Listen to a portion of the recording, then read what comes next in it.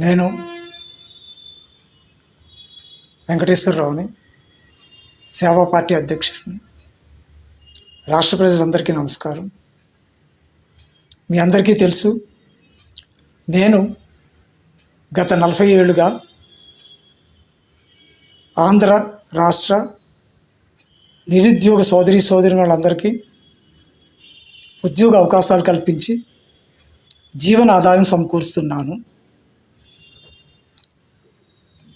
అదేవిధంగా ఇప్పుడు మరింత శక్తివంతంగా ఆంధ్ర రాష్ట్ర ప్రజలందరికీ సేవ చేయాలని సంకల్పించి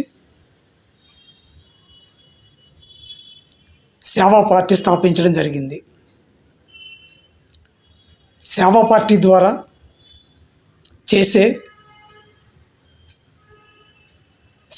ప్రజాసేవా కార్యక్రమాలు మీకు తెలియజేయడం జరిగింది.